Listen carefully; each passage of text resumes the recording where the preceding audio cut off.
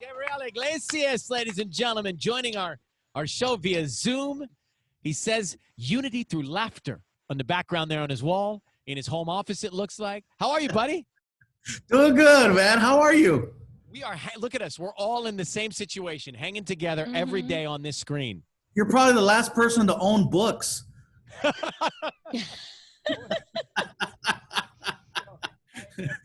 Like, wow, paper. If you would like for me to lend you my Larry King biography, I will. Now, Gabriel, I'm just thinking about you. You know, we originate right here in Southern California. You're a Southern California dude. And I did a little research. You lived in Riverside and Corona, Baldwin Park, Compton, the LB. And and I'm a foodie. So when I mentioned those towns, those cities, those areas, is there a place that stands out that you just have the greatest nostalgic memories for food? Wow. You know what? Long Beach. That's where I'm at now. So all of those spots and then where I landed now. Yeah. I can't say. Well, you know what? There was a really good Louisiana chicken place in Compton. Like spicy chicken? Yes. Yeah. Really, really good. But no, man, here in Long Beach, it's my hood. We got our little spaces, and then we got these new little pop-up spots. Like that's the new thing. There's an alley. No one's using the alley. They put a pop-up right there, and you can go pick up food from your car window. It's amazing. No, we've been trying to give a lot of love to our local restaurants, our local businesses, those places that are suffering without being able to have customers come in. And, you know, Southern California is it's just so alive with culture. I just love how we are a tapestry of different cultures. And you have got this series, which is in season 2, Mr. Iglesias, now available on Netflix, where you play a teacher, actually a beloved teacher, trying to do some good for these kids. Tell me why you love the character. It's a lot like me. And believe it or not, I was actually in line to be a school teacher.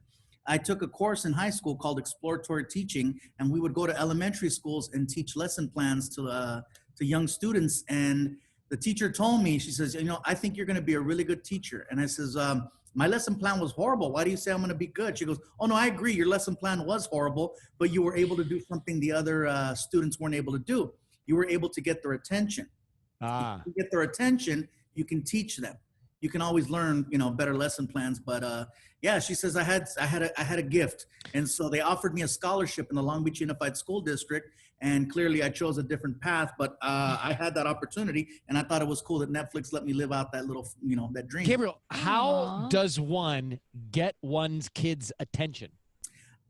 Basically, I was going in. I didn't realize I was doing stand-up in the class. I would just walk in. I was loud. I was all over the place. I was doing voices and characters, and the kids were just like glued to me. And so I could say anything, and the room was quiet. And of course, when I crack a joke, they'd start laughing. I was already performing, and I didn't realize it.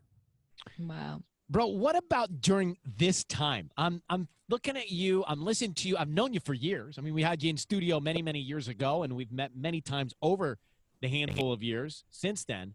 I'm thinking about the last couple months. We've been in isolation. There's been so much going on in the world. How has that changed or inspired comedy? I mean, how does comedy play into all of this when it's so serious? Well, you know, comedy is something that I haven't been able to get up on stage since, March?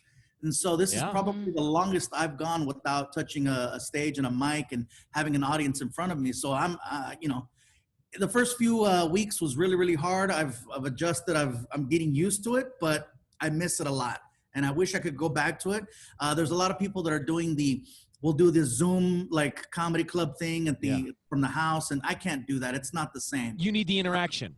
Yes, I need the interaction with the audience. And unfortunately, I won't go back to the stage until I have people there. You know what I mean? What do your insiders tell you about when that might be? You know what? Nobody knows. I wish I had a better idea. There's some comics that are still trying to go out there, and in some states they have opened up the comedy clubs, and unfortunately it hasn't gone very well for some of them. And I don't want to be one of those guys because you know, I do have a couple pre-existing conditions, and the last thing I need to do is to get sick, and then, you know, it sucks for everybody. Yeah, no doubt. And you've got I'm going to wish you an early birthday. I know you got a birthday coming up. Well, thank you. Well, happy birthday to you. What does Gabriel Iglesias want for his birthday? Man, I want my fans back. Just give me some love.